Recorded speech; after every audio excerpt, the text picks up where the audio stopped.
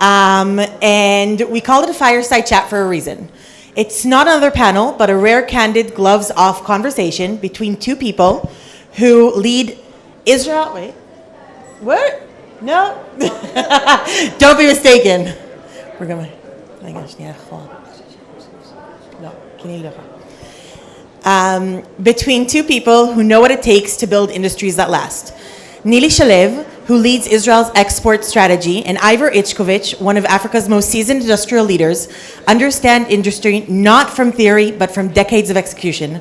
Together, they'll discuss what it takes to scale companies, build trust across borders, and turn industrial and commercial strength into shared prosperity.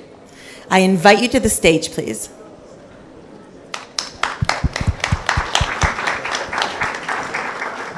Nili, you have a microphone right there. Yep.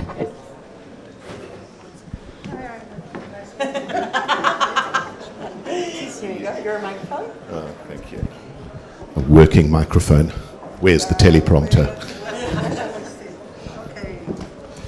Hi, everybody. This doesn't work, right? Hello? No, I think it works. Okay. Fine. So first of all, it's lovely to see you here, and this quite big audience, Hili and Shiri, kol hakavod.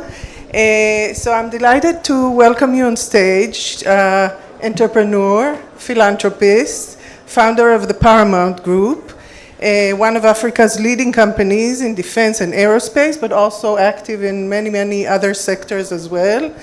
And just looking at the numbers and hearing all the talks before us, so 1.3 billion people in sub-Saharan Africa, average growth of 4%, some of the countries even 7, 8% and more. And within 15 years, half of the world's young population will be in Africa. So you've been operating in the continent and probably living in the continent for long. And so what's the most significant shift that you've seen in the last few years, I would say, in Africa? This is the single most exciting continent in the entire universe, and its time is now, right now. And the biggest shift that I've seen is that finally Africans themselves are starting to understand Africa for the powerhouse that it is. My biggest frustration, as I've been an advocate for Africa for the last 30 years, is to get young Africans to believe in themselves. One of the catastrophes of Africa is the legacy of colonialism and the legacy of apartheid, because what underpinned that whole philosophy was that we as Africans are in some way handicapped. And we've now got a generation of Africans, young Africans. Some of them are on the panel today. I cannot tell you how excited I am to see these young Africans finally understand that our Africanness is our superpower, not our handicap. And for years, as I've been talking in the boardrooms of companies all over the world and to governments all over the world, and being optimistic and being positive about Africa and being told what an idiot I am, how blind I am, how the real Africa is the perception of Africa in London and New York and not my Africa, I've constantly told them that they're delusional because they don't understand that we're about to get a generation of leaders who don't have the monkeys of apartheid and colonialism on their shoulders and know that the future of the world is going to come from Africa. First of all, that's exciting, and I must tell you from a personal perspective that we've just been to Ethiopia, and you can definitely see it on the ground. So you see young people, and you saw the first speaker, former head of the central bank, and young people that are basically changing, or I think they're changing the way that business is done, the way that Ethiopia and other countries are opening to the world, and definitely seen on the ground. So let's talk also a little bit about the geopolitical landscape today in Africa. So China was a very strong player in Africa, and we see a decline in Chinese investments, and we see other players entering the continent, and like the UAE as a single strong player. And now looking at the Abraham Accords, hopefully the change in the region that will come soon, do you see it as an opportunity for some triangular connections to do more business with partners in Africa? It's really fascinating to see how the world has suddenly learned how to do mathematics. 54 votes in the United Nations. It's a lot of votes. So the first geopolitical challenge that Africa experienced the minute Russia went to war with Ukraine was suddenly Africa became important because we had 54 votes. So the polarization of the world started in Africa. The Russian delegation flew around to see 54 heads of state to lobby their support. The Americans did the same, the Ukrainians did the same. The long and the short of it is, for the first time in a long time, African leaders stood up and said, we're not going to be polarized anymore. We're going to be friends with everybody. We're not going to ignore our historical friendships and relationships, but we're also not going to be forced to take sides. And listen, I'm generalizing 54 states. We've got a couple of delinquent ones. But the reality is most of the leadership said we're not going to be weaponized. Now, it's a massive turning point on the continent because everybody looks at China as if they've done something wrong. The truth is, China filled a vacuum. When there was nobody investing in Africa, when there was nobody who was prepared to understand African risk or take African risk, the Chinese said, wow, here is an economic colonization opportunity and we're going to take it. And you know, our Pan-African Youth Survey, which we do every year, which gives us a bit of a sense of what's going on the hearts and minds of the African youth, an incredible barometer, tells us that after COVID, the United States' influence in Africa declined exponentially and the Chinese perceived influence increased exponentially. And why?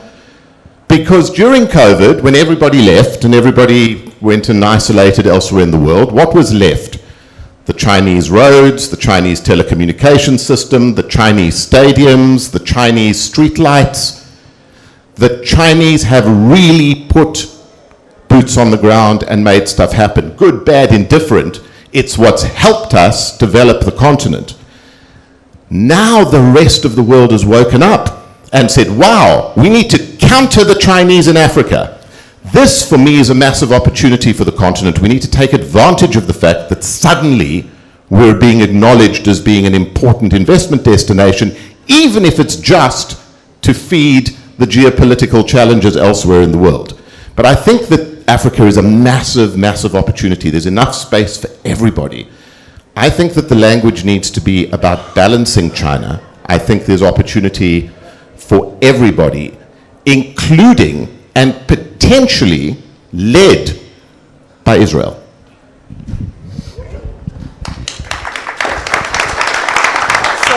So let's talk about the Israeli paradox in Africa.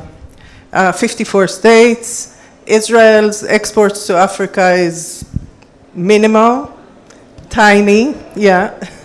It's like Israel's exports to the whole continent is like Israel's exports to Belgium. So from your experience, what really holds Israeli companies back? Patience. That's a perfect answer. Israeli companies are spoilt.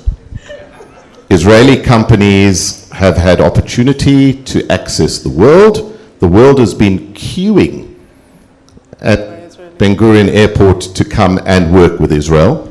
And that doesn't take a lot of work. And unfortunately, Africa takes work. And what I love about what I've heard here today, and thank you, is everybody has said Africa is about long-term relationships.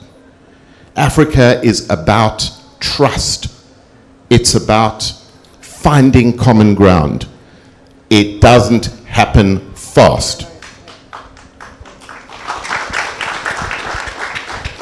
And those entities and organizations and individuals who fall in love with Africa and understand that Africans are about long-termism, that Africans are about working with people that they like working with, that Africans are not all just for sale, that Africans want to work with countries like Israel because they can partner, not be dictated to. Those are the people that succeed in Africa. And that little bit of turnover that Israel does is being done by those kinds of people. And thank you to all of them. Do you have specific recommendations for areas where you think Israeli companies can excel or can do better, maybe in a shorter time frame? Because I completely agree with you, patience is not something that is typical to the Israeli characteristics, I would say. We want everything fast and now, and we want to see success coming soon. So any recommendations on, first of all, how to enter, and areas that are specifically maybe have more potential for fast wins? So interestingly enough, I do have a very strong view on this. Everybody talks of Israel as the startup nation, as the potential technology provider to Africa, as the country that has got all the answers and is going to save Africa. Honestly, thank you, but that's not what we need. Somebody said earlier that technology has to be applied appropriately. And a lot of the technology, the solutions that work in Israel, the innovation in Israel, isn't really relevant for Africa. It's either too expensive, too complex, too late, too early. We're already doing it, thank you very much. The issue is the innovation we need is the fact that Israelis by nature are problem solvers. They're problem solvers. And we have many problems to solve. And many of those problems are being solved by Africans in Africa. But the approach of the Israeli mindset, the business community, to getting to an end goal fast is the support that African governments and African businesses need. I listened with great excitement to the Aon story. And it's the first time I've listened to somebody in the risk insurance business say that Africa is an opportunity. He needs a round of applause. Thank you. I spend time with your colleagues in London and get told why everything's impossible, why the continent is unbankable, why the risk is unsustainable, why everything's difficult. Well, thank you very much. That's why the Chinese own Africa.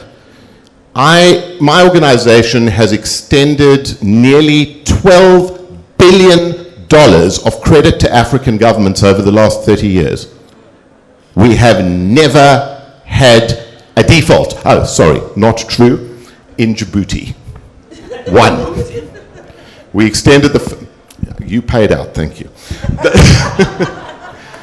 20 years ago, the government of Djibouti forgot to pay us $3 million.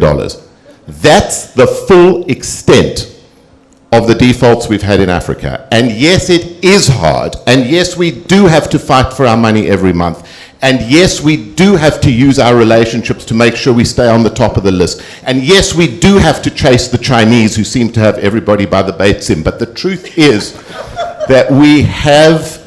It's good that our visitors maybe don't know anything. The truth is that we... You know, this is not, this is a completely risk manageable environment. It just needs patience and understanding. Hili, I think we should go together to the government and also convince them to enlarge the the insurance the governmental insurance for Africa, without a doubt. Yeah, maybe together with the private sector as well. And that, is going to be the key that unlocks and opens the broader Israel relationship with Africa, and it does not require a massive investment by government. I think we'll try to follow up on that. We have a system in the Export Institute scanning projects, scanning investments in infrastructure and other projects all over the world, and we've seen 8,000 tenders open in Africa. Also, about half of them are in infrastructure projects. Would you recommend Israeli companies tap into those projects, and if so, how would you recommend them to approach it? Historically, in the 70s, probably the 80s, the early 80s, Israel was extremely active in infrastructure projects in Africa. I remember I had the great privilege as a kid of carrying Shaul Eisenberg's briefcase. Yeah. That's why I recognize you. That's a whole story on its own. But Mr. Eisenberg saw Africa as the opportunity that it was. He was just 20 years too early. And then, the companies that were in Africa were construction companies, were agricultural companies, were people that were putting infrastructure on the ground. And frankly, before the Chinese arrived, in many countries on the African continent, that's what people pointed to. And if Israel is going to achieve its potential both commercially and geopolitically and strategically in Africa, those are the kinds of projects we need to pursue. But the key to that is access to finance. Why can the Chinese do these projects? And by the way, they do them really badly. I've just been in an airport that the Chinese have constructed. They did the whole job in 11 months, and the airport, which opened its doors 6 weeks ago, looks like it's 45 years old. It's a design marvel of note. But the fact is, there's an airport. And that's the infrastructure. Why could they do that? Because the Chinese government backed the credit for 30 years that made that airport affordable. If we can get to a point where Israel is able to bring finance together with infrastructure, implementation expertise, together with ingenuity, that will exponentially change the picture. Mm-hmm. Just to go back on technology and Israeli companies, and most of the Israeli companies are young startup companies with technological solutions. What would you recommend them? Would you recommend to collaborate with or partner with a larger Israeli player or a local big African player? How would you recommend them to tap into to enter the market? Ironically, some of the real success stories in Africa have been from smaller companies. Okay. My experience of large Israeli companies is that they've all got memories of being burnt in the 90s. So many of them will turn around and say, there's just too much work. We don't want to take the risk. We don't want to put the time in. We're too concerned about quarterly profits. Where startups are starting to see the opportunity to use Africa as a proving ground. And we've seen some really interesting success stories where young Israeli entrepreneurs have partnered with African entrepreneurs and created local solutions. And we're seeing that in fintech, we're seeing that in microfinance, we're seeing that in innovative construction technologies. And I think we really need to enable more of that. One of the things that I want to do is to create a fund that supports not Israeli companies to go to Africa, but partnerships between Israeli entrepreneurs and African entrepreneurs. Beautiful, yeah. How much time do we have? I think, it's without a doubt. I want to touch on a subject close to my heart, and I think also others in previous panels touched on it as well. Impact and doing something that is not just dollars and business oriented, and you are a philanthropist, and you work in conservation, I understand. In Israel, we don't have lions. We have small cats. You have lions. They just don't look like the ones I know. Is that part of doing business in Africa? How would you see Israeli companies approaching the continent, doing business, ESG, impact, doing something for society? We heard that previously from Mitreli and others, but is that something integral in the business approach that you would recommend Israeli companies? There's a very, very fine line here. The answer is yes, but ESG and doing something good should be a principle all over the world. Yeah. Not just in the Middle East and not just in Africa. What we have to be very careful of is a lot of Western companies come into Africa and they come with a Africa needs to be saved mindset. And it starts the relationship the wrong way. We don't want to be saved. We don't need to be saved. Thank you. But we can save ourselves. What we need is partnerships.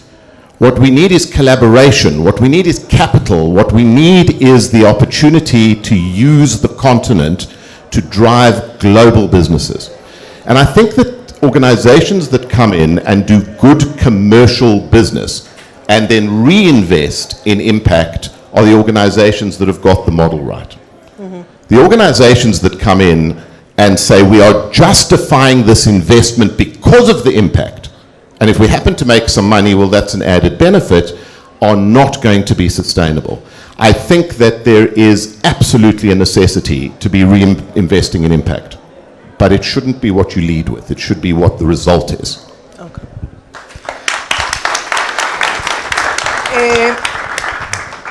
Okay, I wanted to open to questions. I think you have here a phenomenal speaker with not just with a very strong ideas and understanding of the market.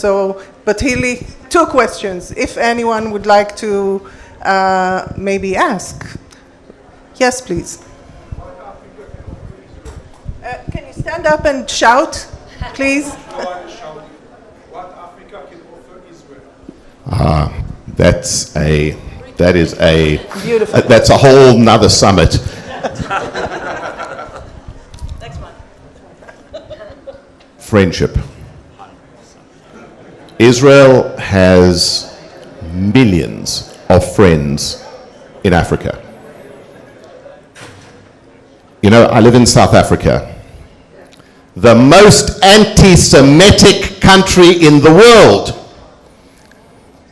I've had thousands of people marching on my home and marching on my campus because I'm the Zionist that captured the African National Congress. Yet I feel more unsafe in London than I do in the streets of Johannesburg. I've never had a single anti-Semitic incident in South Africa other than this organized BDS initiative.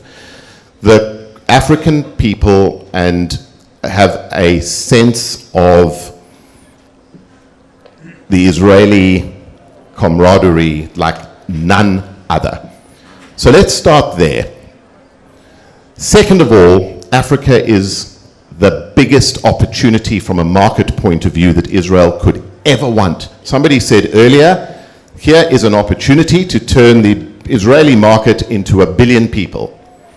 It's absolutely real, and it's not in the future, it's not potential, it's today. You can plug into that today. But you can't do that by hopping in and hopping out. It means investment, it means factories, it means actual, real, tangible involvement. In addition to that, Africa represents a long-term opportunity to create a capital base for Israel that doesn't make Israel reliant on the United States or on Europe, in Europe. Israel sits in an incredibly powerful geopolitical space to be what the UAE has become. And please, let's not get ourselves confused.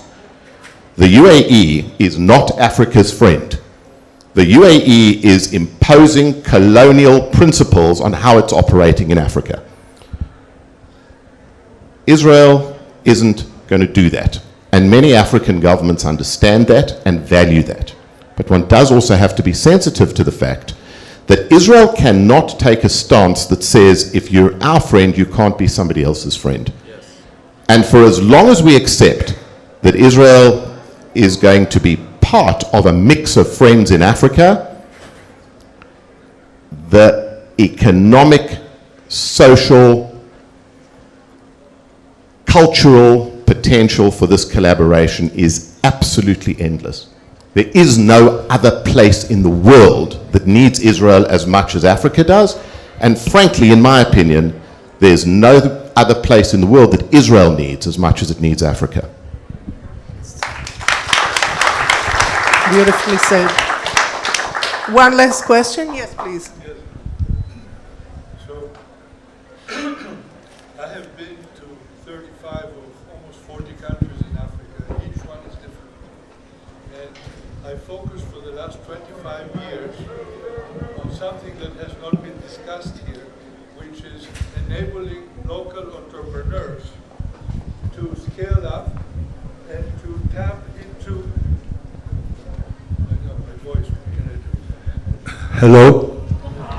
Okay. So, my focus for the last 25 years is to look at opportunities where there is a big market and there's no local companies that are actually can tap into that market, and instead of doing that, they import.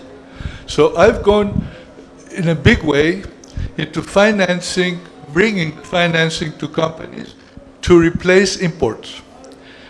We haven't spoken about that in this meeting, but import substitution is something that only Ethiopia has successfully done with the support of its government. No other country has done it in Africa. So out of 54 countries, that's the only one. In Nigeria, we have replaced imports in 3 different occasions, amounting only to $250 million, but $250 million is a lot. And what's the question?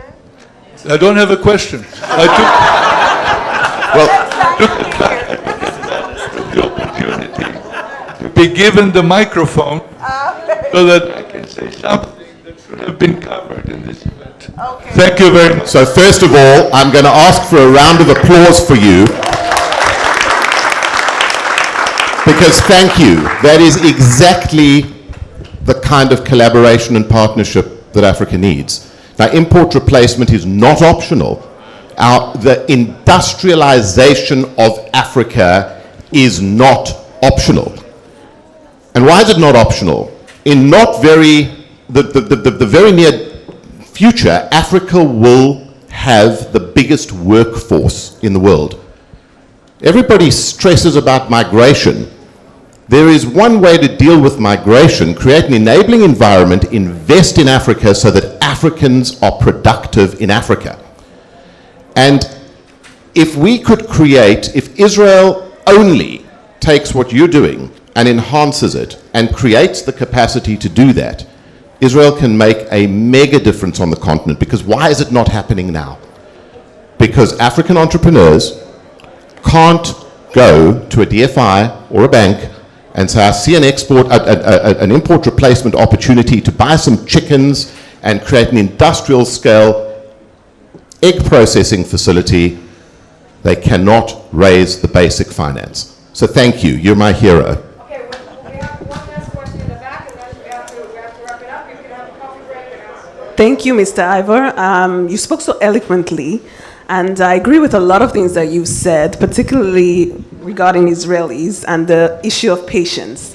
But I submit to you that there's also a smaller yet equally important reason why perhaps Israel is not as dominant as the UAE currently on the continent, which is basic knowledge of the culture and basic understanding of how Africa operates.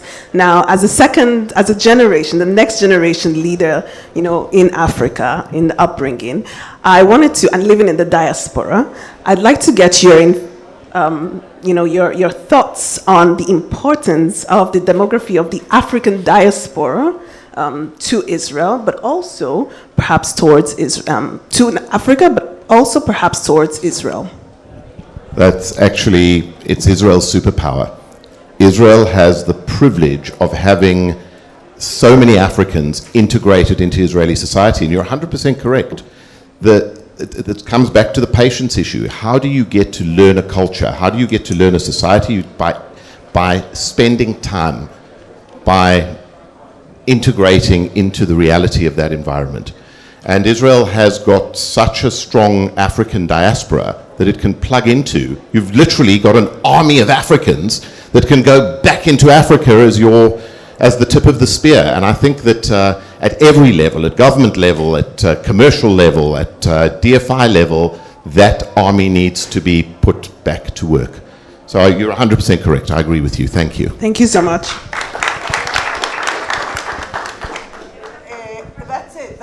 That's it.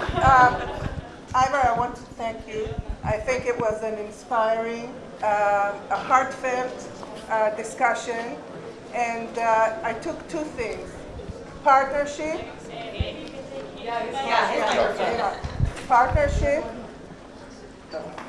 partnership, strong value for both sides, and I would like to suggest that we, as the Export Institute, together with our partners on the ground, together with you, we can bring together local talent from Africa, local talent from Israel, and see how we can get this going into a prosperous and successful partnership. So